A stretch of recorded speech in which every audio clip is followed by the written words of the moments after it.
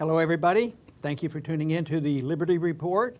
With me today is co-host Daniel McAdams. Daniel, nice to see you. Good morning, Dr. Paul. Well, very good. You know, we have a special guest today, Jacob Hornberger from the Future of Freedom Foundation. Let us welcome him to the program, and we will be discussing shortly, you know, NATO and what they're up to. Jacob, nice to see you today. Hey, nice to be with y'all. Thanks for having me on. Oh, good. Well, we wanted an expert on NATO, and we've been checking you out and reading all your stuff, and you're pretty good. So anyway, Daniel, did you want to say hello to our friend here? Sure. Well, thanks, Jacob. We're also going to talk about your new ebook a little bit later in the show, The CIA, Terrorism, and the Cold War. The Evil of the National Security State. That's a great title. But you know, Dr. Paul, usually we report on the news and we analyze the news, but I think today we should make a little bit of news. So we are going to make an announcement. As our viewers hopefully know, we have a big conference coming up on September 10th in Washington, D.C. And I'm pleased to announce, we're both pleased to announce today that Jacob Hornberger, the president of the Future of Freedom Foundation, has agreed to be one of our speakers at the conference, and we are super excited. We've both known Jacob for years and years. We've admired his work.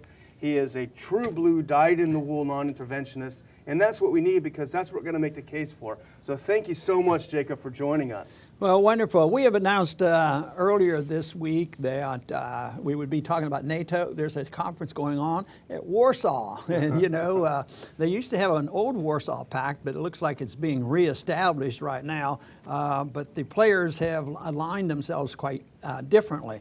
So we want to visit about that. But before we get started, I would like both Daniel and Jacob we'll make some comments about NATO. But I found some descriptions of NATO on what their intended purposes are. They sound pretty good, so we have to dispel their propaganda. But I don't think that's going to be too difficult. But let me read their own description.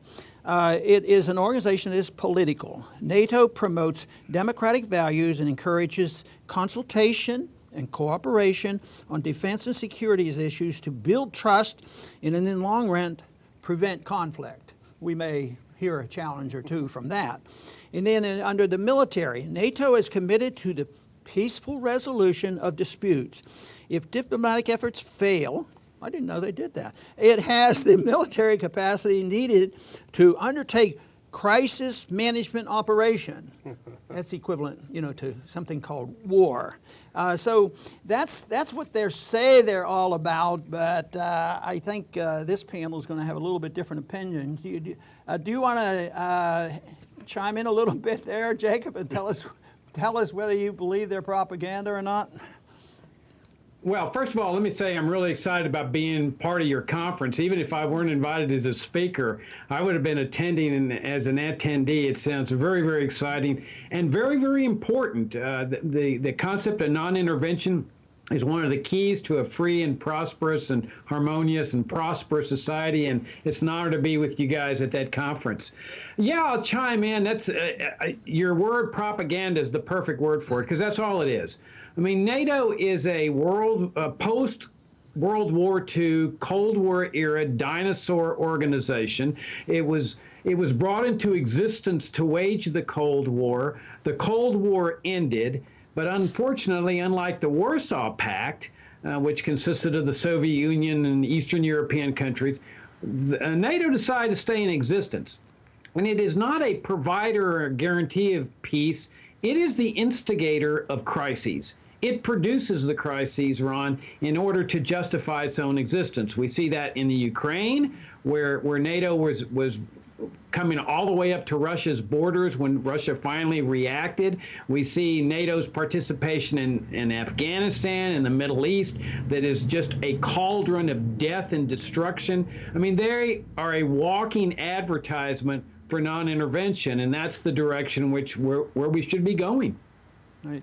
Daniel, what's your opinion about this little organization? Yeah, it's true. You know, it originally, I mean, this was sort of founded on the back of the Marshall Plan, the idea of rebuilding Western Europe and having this sort of component, NATO as a glue to keep the countries together for mutual defense. And as Jacob points out, You know, at the end of the Cold War, ironically, you know, the communist world collapsed about 25 years ago, just this, you know, this month, essentially. But at the end, you had all of these, first of all, you had all the jobs that were available in Brussels for NATO. But, you know, this was sort of the cornerstone of the U.S. military-industrial complex. They needed to have something like this. And the U.S. currently funds, you know, 3/4 of NATO's budget. So really it is, and you've said this before, NATO is sort of a cloak that we use to cover ourselves when we want to do overseas operations. Right. We get political cover for the things that we want to do because we're still king of the hill when it comes to all this militarism. Okay, I want to talk a little bit about the conference itself that's going on and what their plans are and what we think might happen. I think they've pretty well outlined because they said that nobody has any disagreements. They've more or less agreed to everything so far. And that's beside the point because the people with the money and the bombs make all the decision. But let me just read a couple things from the media that tells us a little bit about what the conditions are like as we get ready for this Warsaw Conference. In New York Times, it says, in the shadow of Brexit, which is pretty important, NATO will sound a message of unity against Russia. So that gives us a hint on what's going on here. And then there's another statement coming from NATO Secretary General Jens Stoltenberg. He says that the meeting in Warsaw on Friday and Saturday will take key decisions to strengthen the alliance's defense and deterrence. And this is the part that I think is important, and project stability beyond NATO borders.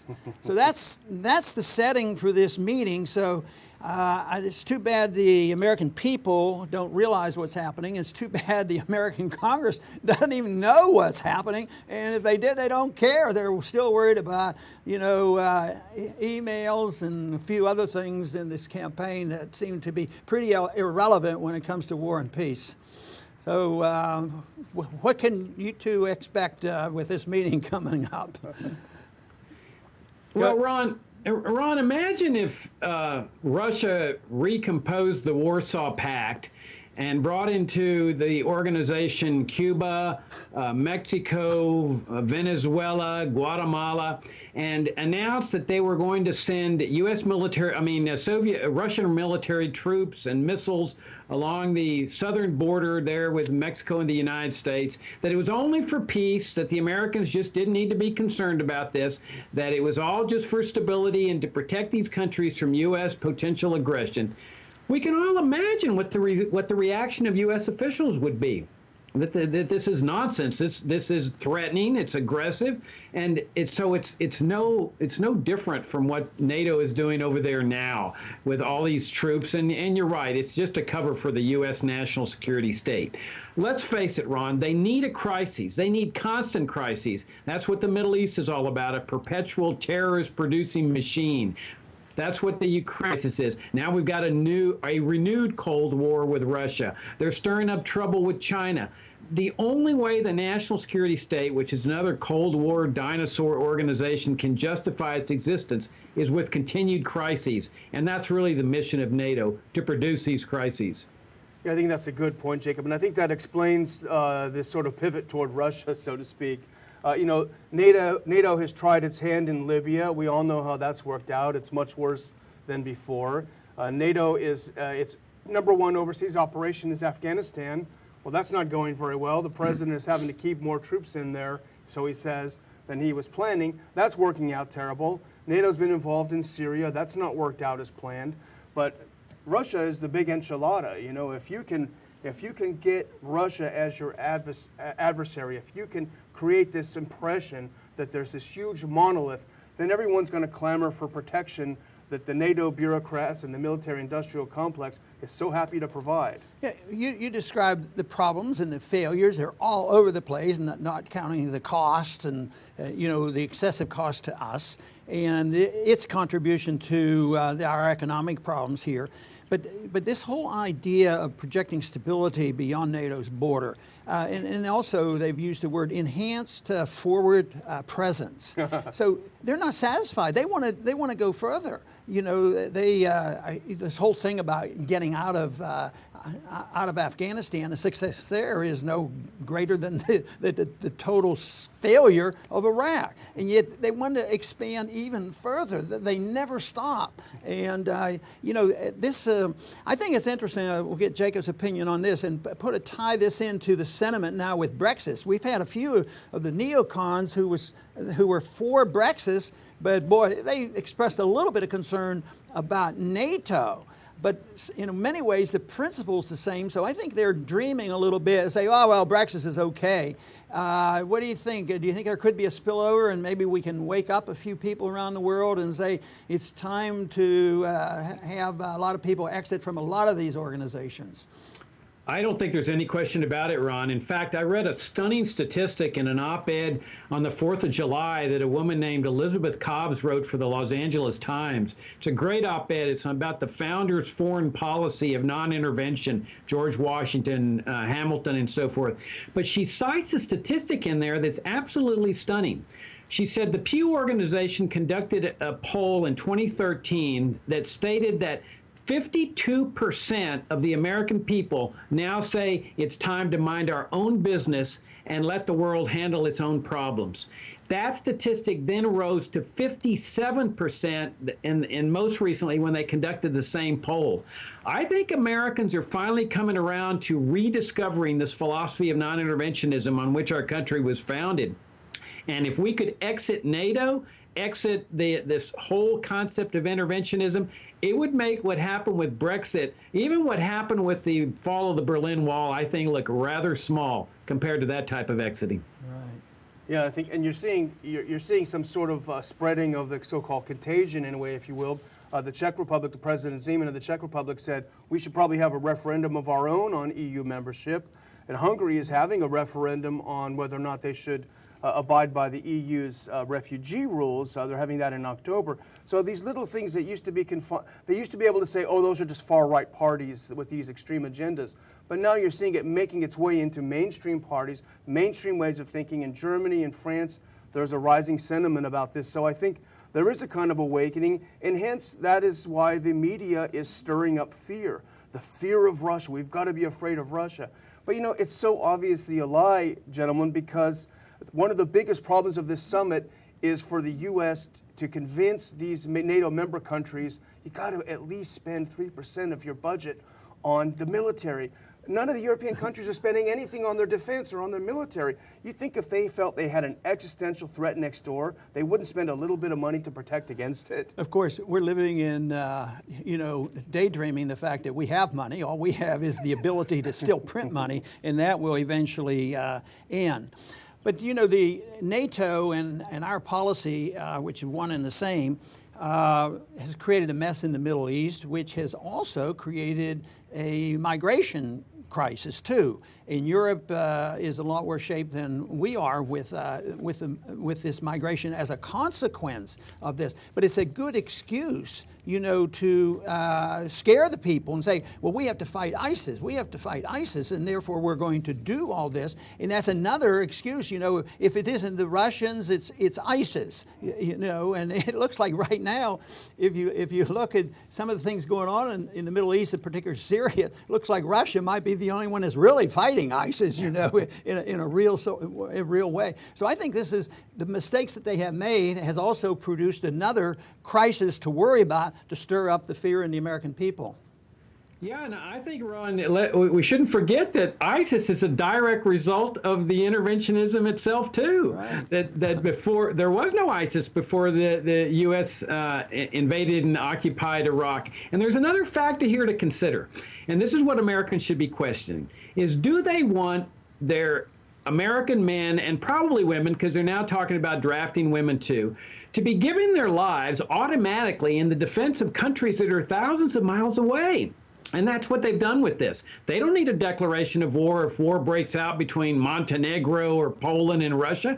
The U.S. is automatically involved, and that's what NATO's making clear, is that there's a tripwire here that automatically commits the U.S. to a major war. Well, why should the national security state be making those decisions? Why shouldn't the American people make that decision through the declaration of war process, through the U.S. Congress? But that's what they're doing here. They're automatically committing the American people to major war in the defense of countries that I think we should be questioning. This is the whole Truman Doctrine all over again. That's what Americans need to be exiting from. And gentlemen, the tripwire is getting ever afraid because they've just added cyber crimes to the trigger for a NATO Article 5 intervention. That means if, for example, some Russian hacker somewhere hacks into Hillary's emails again, NATO could declare that we've been attacked by Russia and everyone can come and have a World War III. So they're making it easier for war to happen. The other thing that might be worth talking about is some of the specific things that are going to happen in Warsaw this next couple of days. 4,000 troops permanently stationed in the Baltics, first time ever. That's pretty serious. But we're also talking about money and political manipulation. For example, Ukraine's going to come to the table with an open hand. It wants $500 million. Of course, that'll probably go straight to the Swiss bank accounts. The Afghans want $5 billion a year. A year. We should go with our hands out. But the other thing I noticed, and Stoltenberg said this, the NATO Secretary General, he said, we are going to provide assistance to Georgia and Moldova so that they can, quote, resist outside pressure and advance reforms. That sounds to me like they're going to manipulate the political process. So if any politician comes up who might have a different view of relations to Russia, they'll pour money in and prop up his opponent. They'll manipulate the media and all these sorts of things. Well, and the other factor, Ron, is the one you alluded to, and that was really a central element in your presidential campaigns, and that is the Federal Reserve. I mean, we know that the government is spending a lot more money than what it's bringing in. Where does it get all this extra money to be funding all these operations? It continues to borrow. It's adding to that mountain of debt that is threatening to send this country into bankruptcy like Greece and Puerto Rico, or some hyperinflation because the Fed's going to accommodate that debt whenever it can. This cannot end well, this out-of-control government spending. And half of the problem here is the warfare state. Yeah, and I think there's a lot to worry about there because a lot of innocent people suffer. When we have the downturn, the middle class and the poor suffer a lot more than the very wealthy who have been making a lot of money off the system. But it will end, and it's going to end in a messy way, but it's not all that bad because when you think about it, I think of it so clearly because I was drafted during the Cuban crisis in the 60s, and this was difficult times. And so the Soviets, they were different than Russia today or ISIS. I mean, it was a completely different thing. So, but today, we didn't have to fight the Soviets. Everybody worried about, the nuclear exchange. The Soviet system collapsed for financial reasons. So there is a chance that maybe we'll learn our lesson the hard way, because even though I think it's a good point, you had a point of optimism, maybe the American people are waking up and we're going to continue to try to do that. But eventually, the system runs out of funds and they run out of money and it could end. But what we can do is warn the people that it's coming, prepare for it, have an answer, and have a plan. This, to me, would be so much better than just waiting for chaos, because as bad as the situation is, we could get somebody with a lot greater desire for dictatorial powers, and that's happened throughout history, too. So I'm hoping we can get the correct message out there that liberty is the answer, not authoritarianism. Yeah. I think we need to also plug Jacob's book. I know our time is getting short, but it's called The CIA, Terrorism, and the Cold War, The Evil of the National Security State. Jacob, can you just in a nutshell give us a little bit about what it is about and where people can get it if they're interested? Yeah, well, it's an ebook. It's available on Amazon and Kindle, and sales are doing great. It's really an analysis and a history of what we call the national security state. We're so accustomed to this, Dan, that we grew up with the Pentagon and the CIA and the National Security Administration and agency, and we all think this is just a permanent part of America's governmental structure the way it's always been. Well, my ebook is to show that this is not the case. This type of totalitarian apparatus is inherent to totalitarian regimes. It was justified as a way to fight the Soviet Union during the Cold War. So they were saying we have to adopt totalitarianism to fight totalitarianism. Well, our founding fathers rejected this whole way of thinking. I mean, there was a deep antipathy towards standing armies, secret intelligence agencies. I mean, they stood against everything the national security apparatus stands for today. And look where it's brought us. Massive surveillance schemes, secret surveillance schemes, assassination programs now formalized in the government, including assassinating Americans, rounding up Americans, torturing them, all justified by the federal judiciary. This is antithetical to the principles of a free society. So I argue in this ebook that with the end of the Cold War, it was time to get rid of this dinosaur organization. That its justification was over, the Cold War, and so there was no reason to keep it into existence. And by keeping it in existence, we got the whole Middle East cauldron of death and destruction, the perpetual terrorism, the assaults on freedom and liberty at home, and of course the out-of-control federal spending that is bankrupting our nation. Jacob, I want to thank you very much for being with us today, and I hope all our listeners will be very anxious to hear our follow-up on this discussion when we get together in Washington. So thank you very much for being here today, Jacob. Oh, you're welcome. Thank you, Ron. It's always an honor and a pleasure. Great, and I want to thank our audience for being with us today, because I found this a fascinating discussion, and it could go on for a lot longer because there's lots to talk about and lots to warn about and lots to plan for to how to work our way out of this. Just as we have to work out of our financial mess, we have to work our way out of the foreign policy mess without having any catastrophic events. But I do want to make one point about why these organizations like NATO and United Nations and even bilateral agreements, these defense agreements. Here we have 1949, we've signed up, we have now 26 countries that we have agreed if anybody is attacked, no matter who they are, that our country has obligated to go to war on the treaty, and people argue, well, the treaties are the law of the land. So that to me is immoral. A previous generation has no authority to commit somebody in a generation in the future to war. And of course, we see the draft as an immoral issue, and that would also have to be addressed. But I think the moral issue is very, very important. A moral person, an ethical person, would not skirt around the Constitution as well.